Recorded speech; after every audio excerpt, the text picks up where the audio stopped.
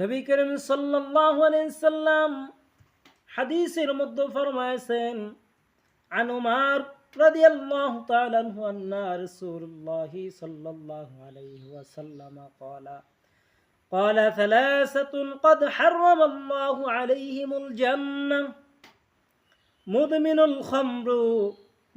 الخمر والعاقي والديوث الذي يوقر في أهله الخبث। আল্লাহ রাসূল সাল্লাল্লাহু আলাইহি সাল্লাম হাদিসের মধ্যে বলেছেন, মদ পানকারী এবং বেপরদা মহিলার জন্য আল্লাহর জান্নাত হারাম। বেপরদা মহিলার জন্য আল্লাহর বেহেশত হারাম, বেপরদা মহিলার জন্য আল্লাহর জান্নাত হারাম।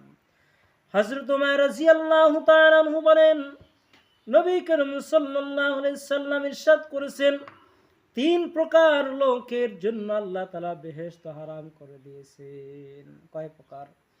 তিন প্রকার লোকের জন্য। সালাসাতুন قد حرم الله عليهم الجنة ثلاثة قد حرم الله عليهم الجنة। নবীজি সাল্লাল্লাহু আলাইহি সাল্লাম তিন প্রকার নারী, তিন প্রকার মানুষের জন্য আল্লাহর বেহেশত হারাম ঘোষণা করেছেন। এক নাম্বার হলো মুদমিনুল খামরি ওয়াল আaqi ওয়াদ-দায়ুথ আল্লাযী ইউকিরু ফি আহলিহিল খুবুস।